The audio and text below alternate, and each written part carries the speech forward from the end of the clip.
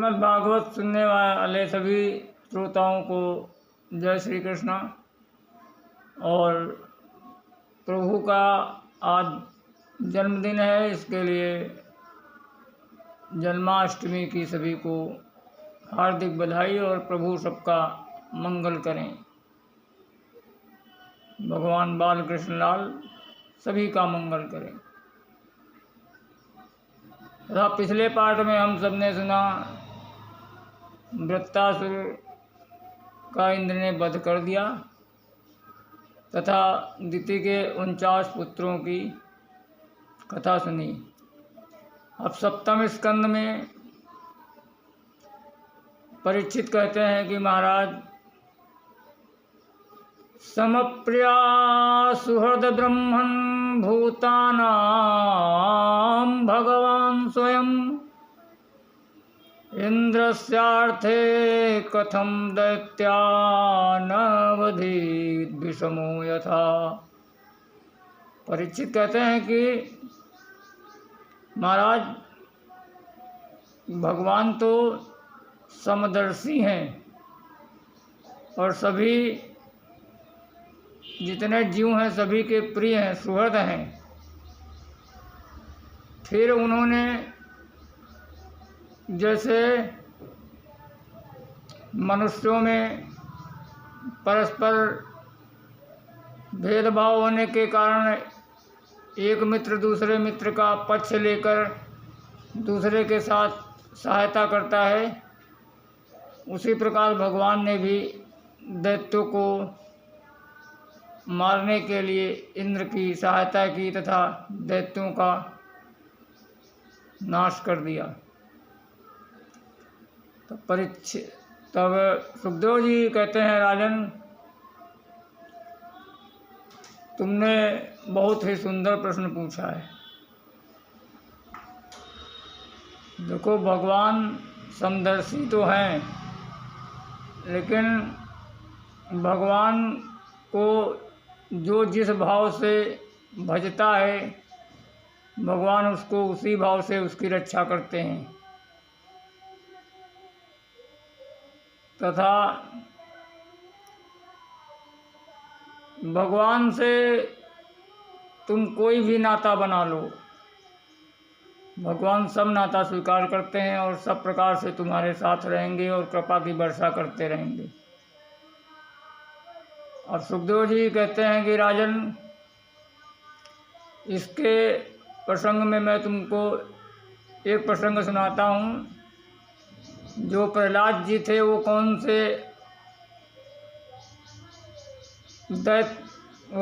वो भी तो दैत्य योनि के ही थे, लेकिन प्रभु ने उनके ऊपर जो प्यार दुलार बरसाया वो आज तक किसी के ऊपर भी नहीं बरसाया। इस प्रकार सुखदेव जी प्रहलाद जी का चरित्र सुनाने लगे। कहने लगे कि परीक्षित, जिस समय भगवान ने हिरण्याक्ष का वध कर दिया तो उसका भाई हिरण्याकश्यप भगवान से द्वेष मानने लगा। और जब द्वेष मानने लगा तो उसने मंदराचल पर्वत पर जाकर बहुत ही कठिन तपस्या किया। जब कठिन तपस्या किया तो ब्रह्मा जी प्रकट हुए और ब्रह्मा जी ने कहा, उत्तिष्ठोत्तिष्ठ भद्रम ते तपः सिद्धोऽसि काश्यपा। हे काश्यप नंदन हिरण्याकश्यपु, खड़े हो जाओ, उठो, तुम्हारा जो तप है वो फलीभूत हो गया है, वरदान मांगो। तब हिरण्याकश्यप ने कहा कि प्रभु, अगर वरदान देना चाहते हैं तो हमको अजर अमर बना दें। तो ब्रह्मा जी ने कहा, भैया अजर अमर तो मैं भी नहीं हूँ, तुमको मैं कहाँ से बना दूँ, हमारी भी आयु की सीमा है, तो मैं ही जब नहीं तो तुमको कहाँ से बना दूँ। तब ब्रह्मा जी ने कहा, और कुछ वर मांग लो। तब तो महाराज हिरण्याकश्यप ने वर मांगना शुरू किया। बोला ना, न दिन में मरूं, न रात में मरूं, न ऊपर मरूं, न नीचे मरूं, न अस्त्र से मरूं, न शस्त्र से मरूं, आपकी बनाई हुई सृष्टि में किसी भी जीव से न मरूं, और 12 महीने के किसी महीने में न मरूं, तथा न दिन में मरूं न रात में मरूं। तो ब्रह्मा जी को बस बस भैया बस बहुत। ब्रह्मा जी ने कहा अरे बस बस भैया, कितने वरदान मांगेगा? लेकिन बोले कि ठीक है, तुम्हारी जैसी तपस्या भी किसी ने नहीं किया है, इसके लिए मैं तुम्हें वरदान देता हूँ। तथास्तु कह के ब्रह्मा जी चले गए। अब जब यह वर पा गया हिरण्याकश्यपु, तो तीनों लोकों में इसने सभी को परेशान करना शुरू कर दिया। इंद्र को पकड़ के लाया, बोलता है चलो झाड़ू लगाओ मैं घर में। वरुण से कहता है पानी भरवाओ। अब सभी देवता बेचारे परेशान। तब हिरण्याकश्यप का इतना आतंक था कि जितने लोकपाल, यक्ष, गंधर्व, किन्नर, नर, नाग सभी उससे परेशान हो गए, और सभी देवताओं के साथ मिलकर भगवान विष्णु के पास गए और बोले प्रभु इस दुष्ट से रक्षा कीजिए।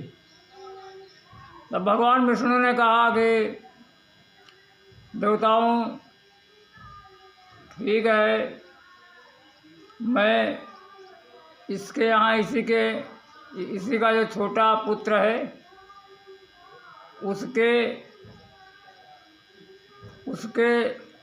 उससे ही इसका मतलब उसी को निमित्त बना के तब इसका वध करूँगा, और आप लोग निश्चिंत होकर जाइए।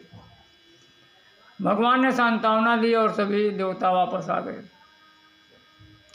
अब इस प्रकार हिरण्याकश्यप के 4 पुत्र हुए, राध, अनुराध, सहलाद और प्रहलाद। तो सबसे छोटे थे प्रहलाद जी। अब प्रहलाद जी को छोटे से ही भगवान के अनुग्रह रूपी जो ग्रह था वो लग गया था। कृष्ण ग्रह ग्रहीतात्मा न वेद जगदीदृशम। भगवान के अनुग्रह रूपी ग्रह का प्रहलाद जी को ग्रह लग गया था, तो उनको और कुछ दिखता ही नहीं था जगत में, केवल भगवान ही भगवान दिखते थे। देखो, जब नवग्रह मनुष्य को परेशान करते हैं तो वो कोई भी पूजा करा के उनकी शांति कर सकता है, लेकिन ये जो भगवान का अनुग्रह वाला ग्रह है, जब ये जिसको पकड़ लेता है तो वो फिर छोड़ता नहीं है। और लेकिन ये लगता किसी बिरले को ही है। भगवान के अनुग्रह का ग्रह सबको नहीं लगता है, ये भगवान की जब महती कृपा होती है तब उस पर लगता है। तब प्रहलाद जी को गुरुकुल में भेजा गया, और प्रहलाद जी को पढ़ाने के लिए शुक्राचार्य के पुत्र थे, उनका नाम था संडामरक। ये 2 थे, एक का नाम संड और दूसरे का नाम अमरक, लेकिन संडामरक दोनों मिलाकर बोलते थे। उन्होंने पढ़ाया। तो जब प्रहलाद जी छुट्टियों में घर आए तो माता कयाधु ने खूब बढ़िया श्रृंगार करके और बोली जाओ पिताजी से मिल के आओ। तो जब प्रहलाद जी सभा में गए तो हिरण्याकश्यप ने अपने पुत्र को देखकर गोदी में उठा लिया और बोला कि बेटा बताओ कौन सा तुमने अच्छा पाठ याद किया है। तो प्रहलाद जी कहने लगे पिताजी, तत्साधु मन्ये सुरवर देहिनाम सदा समुद्र वेग नदियाम सद्ग्रहात् हितात्मपातं गृहमन्धकूपम् वनं गतो यदि हरिमाश्रयेत् वनं गतो यदि हरिमाश्रयेत्।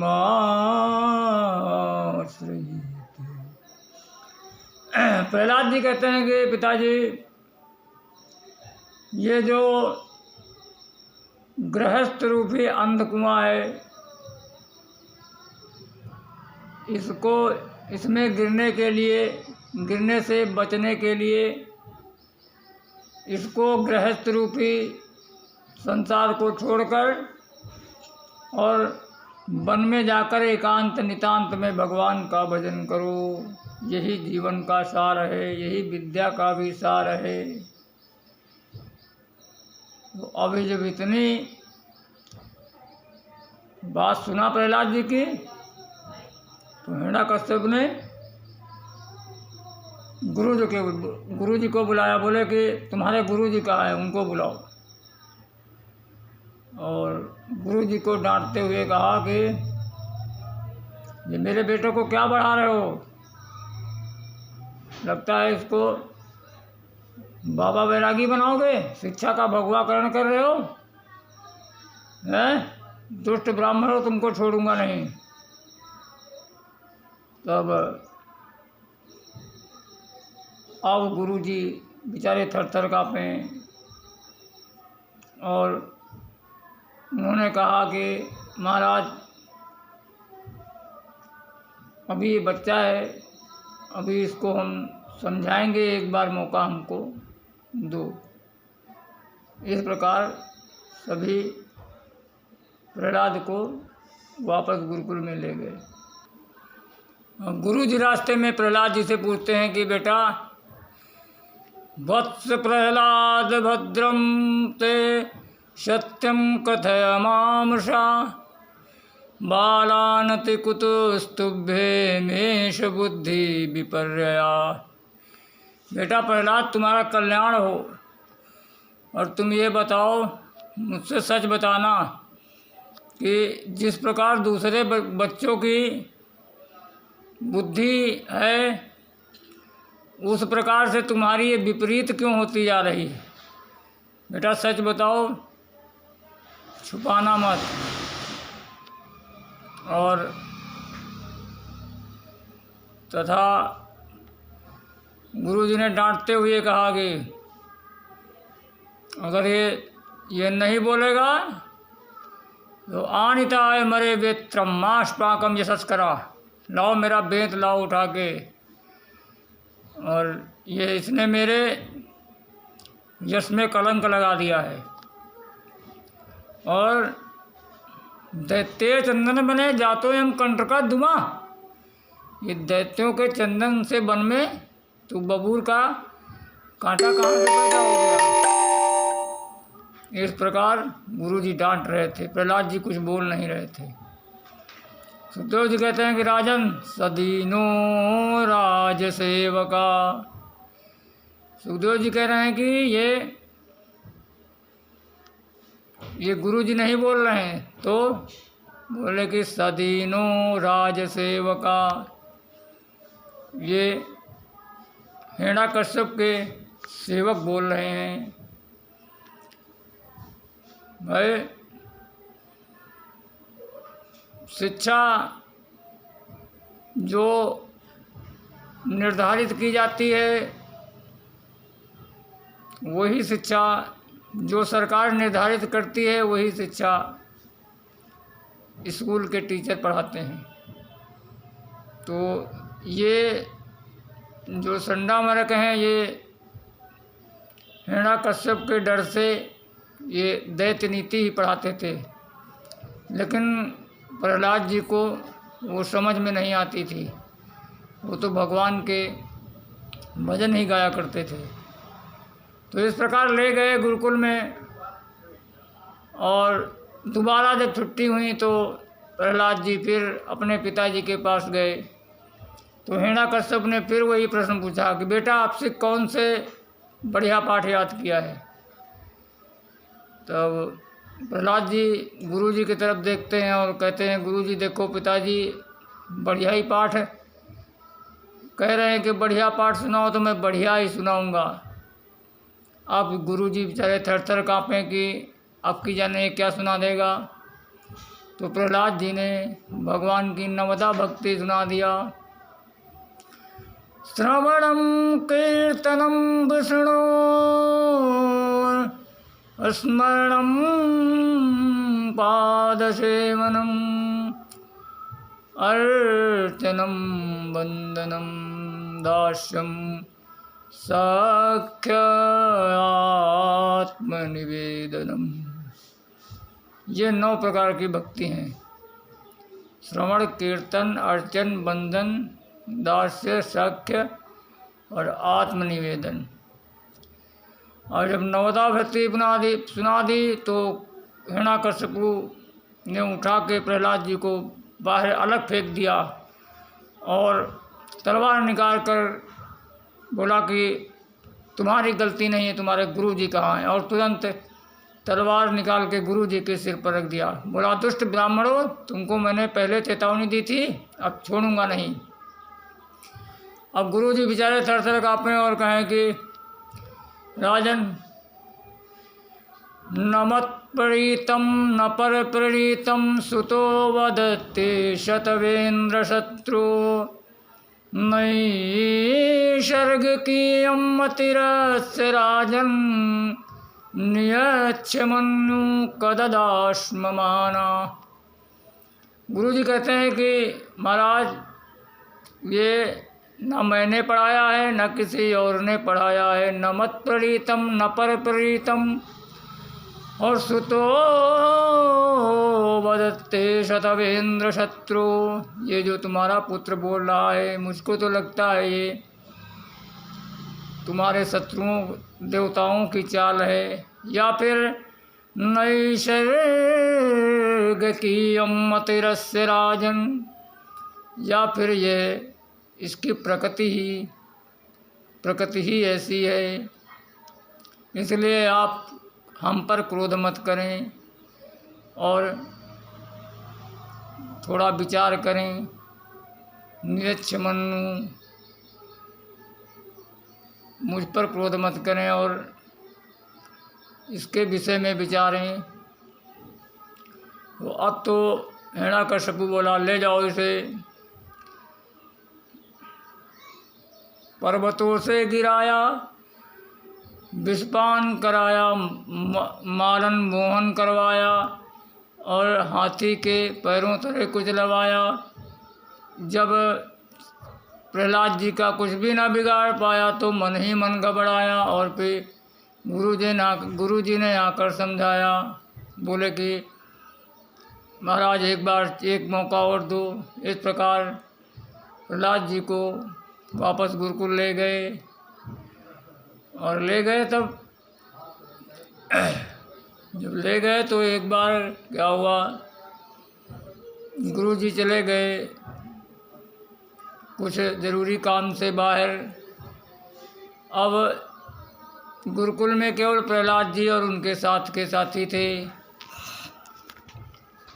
तो प्रहलाद जी ने कहा कि मित्रों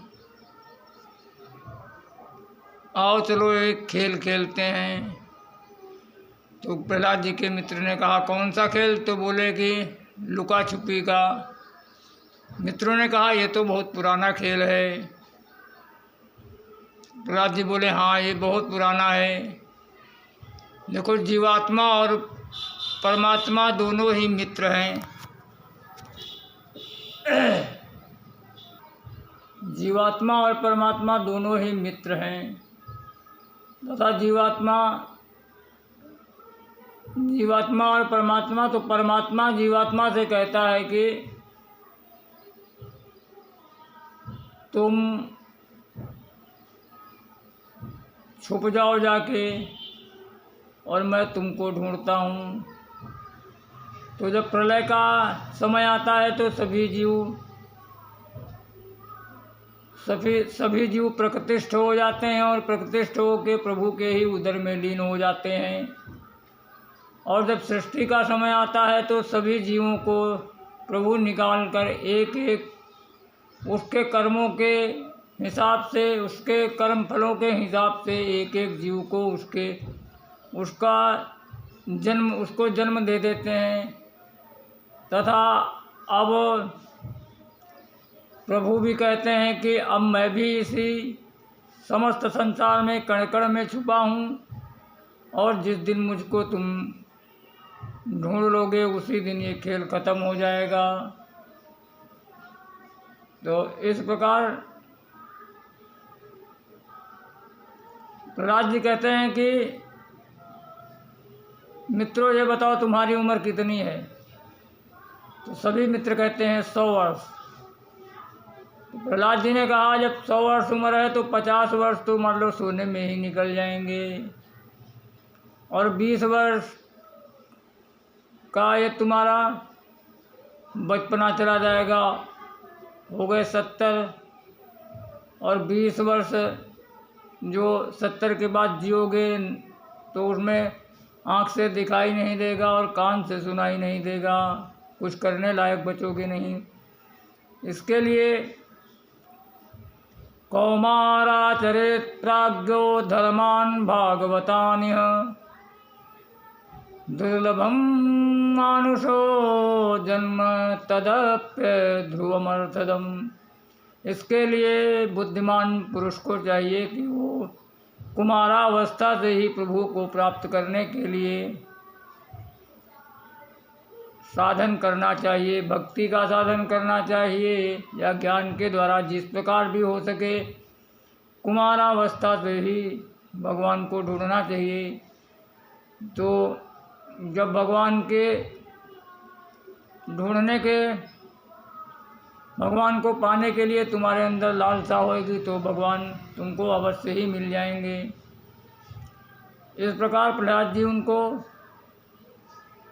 सभी दैत्य पुत्रों को सुना रहे थे। तो सभी ने कहा कि प्रहलाद तू वास्तव में बहुत बढ़िया अच्छी बातें बताता है, और गुरुजी सही कह रहे थे कि तू पढ़ा पढ़ाया आया है, और सच बताओ कि ये तुमने कहाँ से सीखा?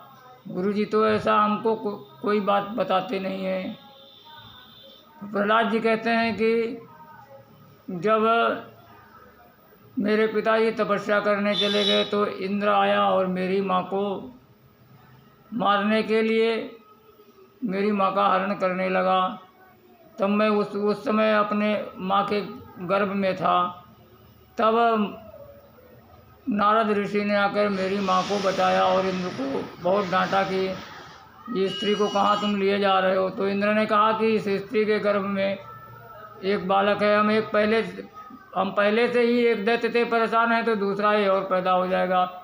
तब नारद जी ने बताया कि ये जो पुत्र होगा ये बहुत ही महान भागवत होगा।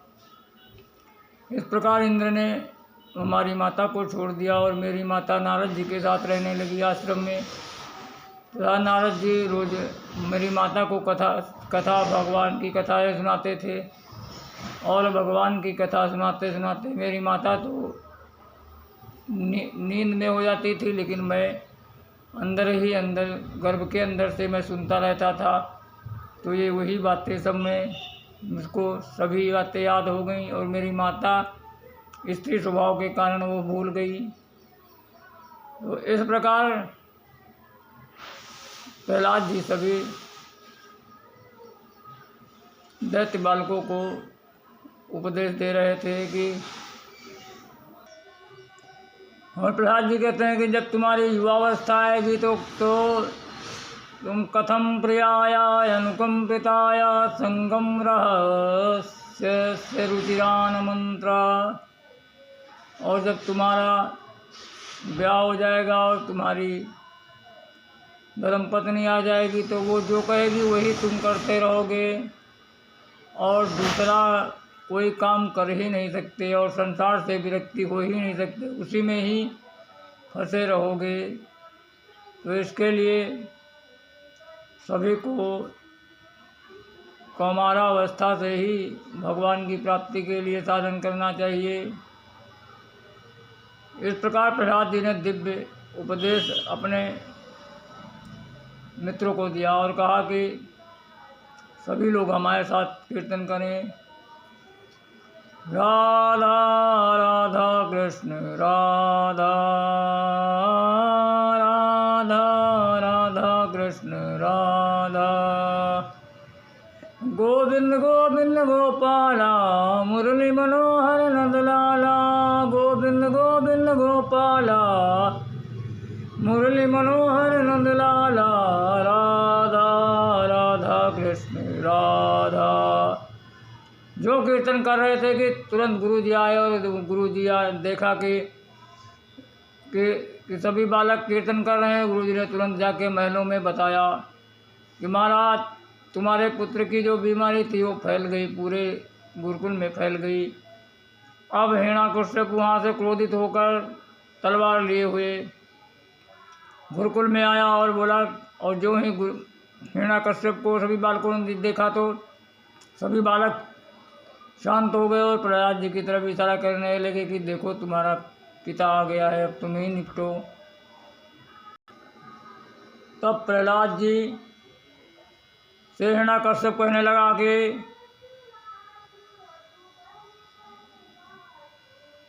तू किसके बल पर इस प्रकार मुझसे विरोध कर रहा है। तब प्रहलाद जी कहते हैं कि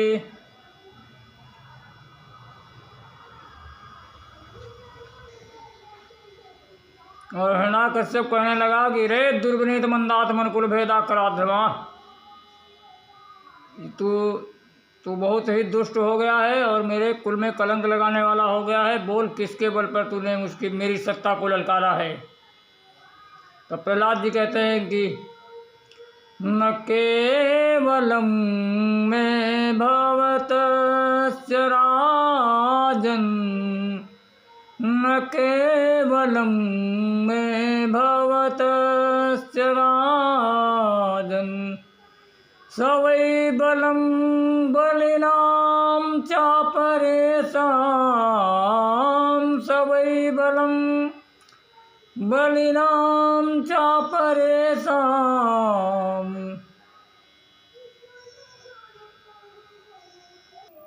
परे वरे में स्थिर जंगमाये,